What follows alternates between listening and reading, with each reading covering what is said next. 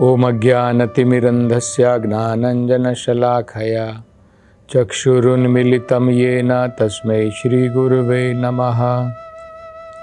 नमो ओम विष्णुपदाय कृष्णप्रेष्ठाय भूतले श्रीमते भक्तिवेदांत स्वामिन् इति नामिने। नमस्ते सरस्वते देवे गौरवाणी प्रचारिणे निर्विशेषा शून्यवादी पाश्चात्य देशतारिणे। जय श्री कृष्ण चैतन्य प्रभु नित्यानंद श्री अद्वैत गदाधरा श्रीवासदि गौरभक्तवृंद। हरे कृष्णा कृष्ण कृष्णा हरे हरे, हरे राम राम राम हरे हरे। हरे कृष्णा। सुखदेव गोस्वामी जी अब नया अध्याय प्रारंभ करते हैं। महाराज परीक्षित को बताते हैं कि जिस प्रकार से भगवान शिव ईलाव्रता वर्ष में भगवान की संकर्षण की उपासना करते हैं, उनके ऊपर ध्यान लगाते हैं, इसी प्रकार से जम्बूद्वीप के जो अन्य वर्ष हैं, जो अन्य खंड हैं, अलग अलग खंडों के जो निवासी हैं, वो भी इसी प्रकार से भगवान के अलग अलग जो विस्तार हैं उनसे प्रार्थना करते हैं, उनके ऊपर ध्यान लगाते हैं। तो अब वो बताते हैं भद्रश्व वर्ष के बारे में। एक खंड जिसको भद्रश्व खंड कहते हैं या भद्रश्व वर्ष कहते हैं। तो कहते हैं कि यहां पर धर्मराज के पुत्र भद्रश्रवा, धर्मराज के जो पुत्र हैं भद्रश्रवा, वो यहां पर विराजमान है भद्रश्व वर्ष में अपने सहयोगियों के साथ में। और यहां पे भद्रश्व वर्ष में जो निवासी हैं, जो लोग वहां पर निवास करते हैं, उनके साथ में मिलकर बड़ी ही श्रद्धा के साथ में भगवान वासुदेव जो हैं, उनके एक विस्तार जिनको हयशीर्षा कहते हैं या हयग्रीवा भी कहते हैं, उनकी उपासना ये करते हैं।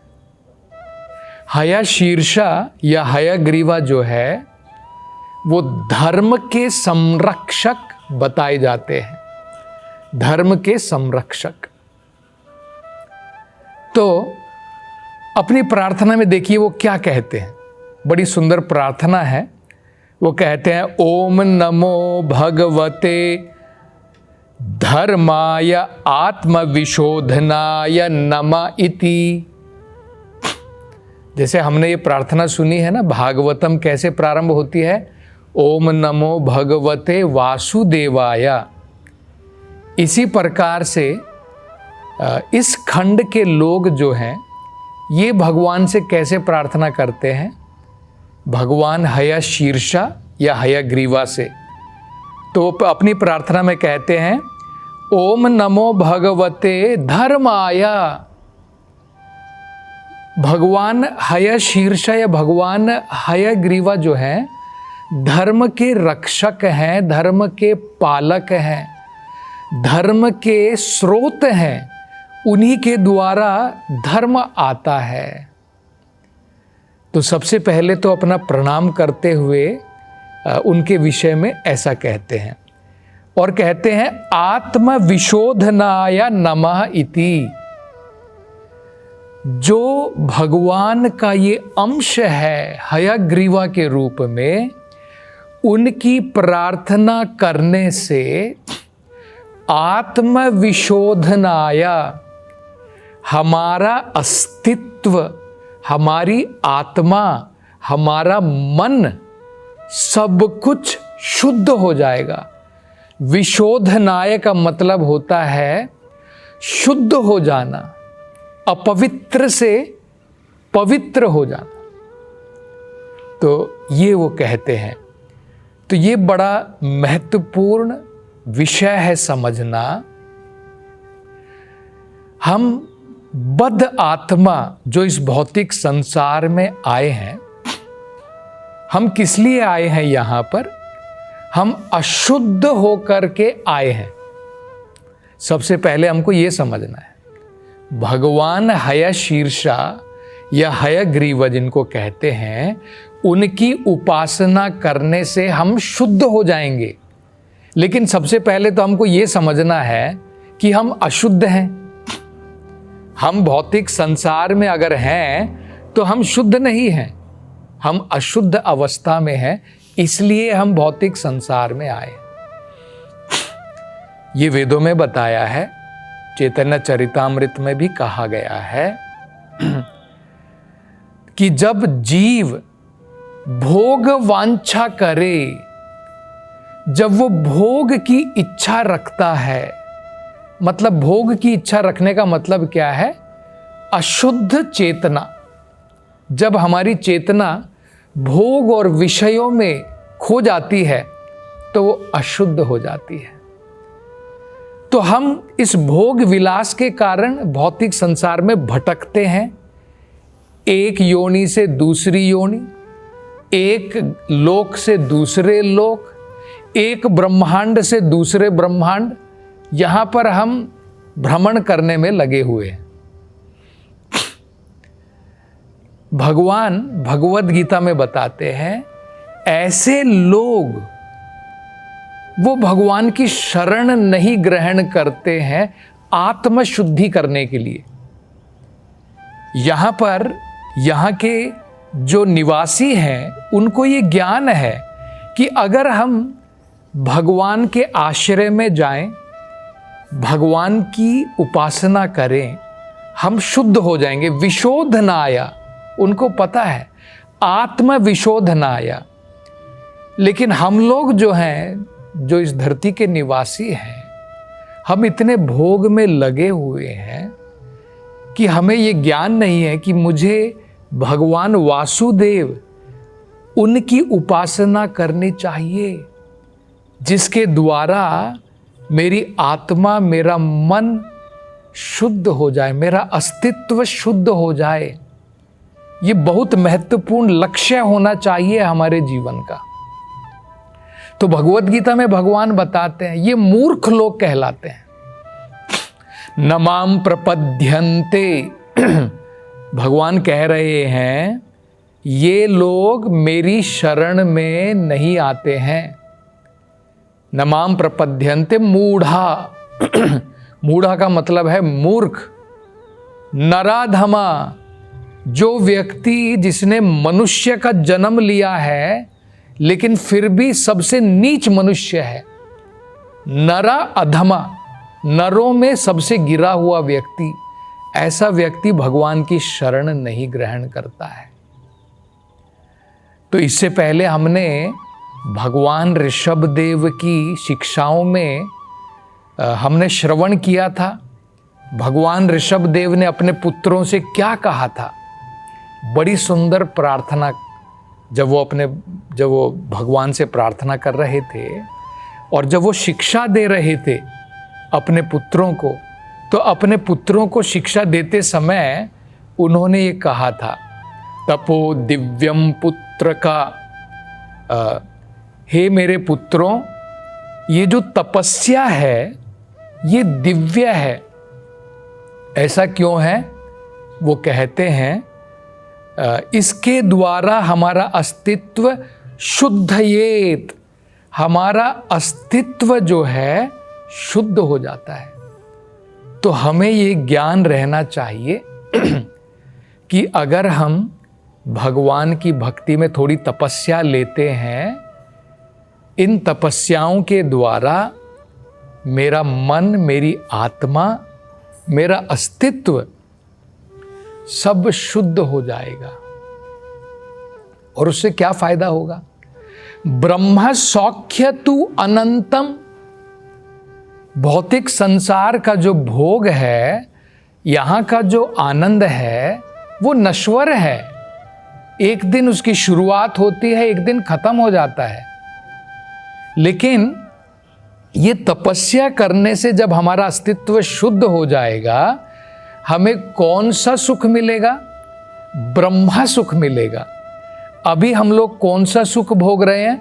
माया सुख। दोनों में बहुत अंतर है। देखिए, अभी कौन सा सुख भोग रहे हैं? माया का सुख। थोड़ी अगर हम दिव्य तपस्या करते हैं, भगवान की भक्ति में लगते हैं, हमारा अस्तित्व शुद्ध हो जाएगा, तब कौन सा आनंद मिलेगा? ब्रह्मा सुख की प्राप्ति होगी। और वो कैसा है? ब्रह्मा सौख्यम तु अनंतम।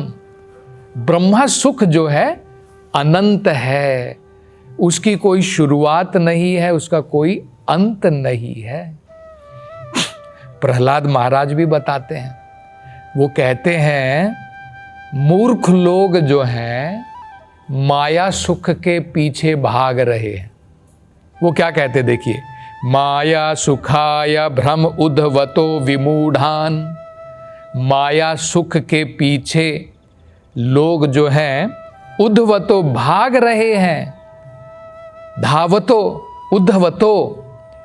कौन लोग हैं वो? विमूढ़ान, मूर्ख लोग हैं जो भाग रहे हैं। तो ये निवासी अब आगे प्रार्थना करते हुए कहते हैं कि हे भगवान, बहुत ही अद्भुत है, अहो विचित्रम।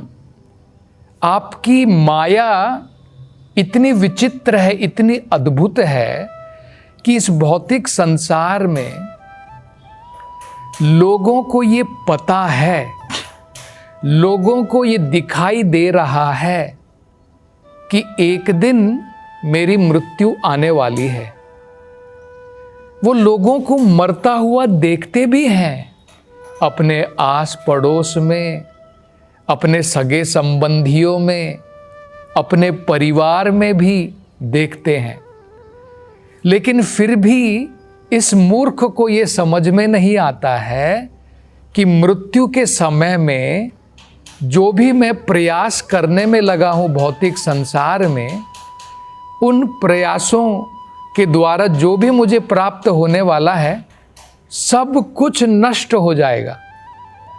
उसे ये ज्ञात नहीं है, देखता है।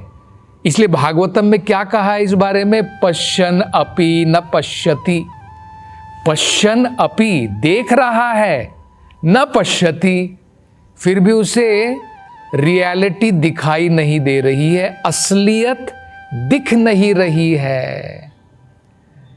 तो वो कहते हैं कितना विचित्र है भगवान आपकी माया।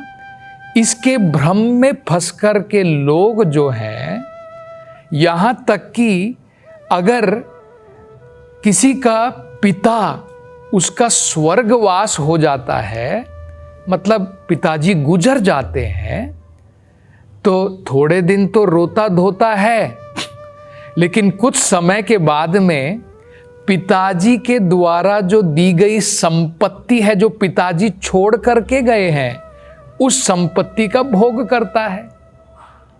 देखिए, पिताजी की ही संपत्ति का भोग कर रहा है, जिस पिताजी के लिए वो रो रहा था।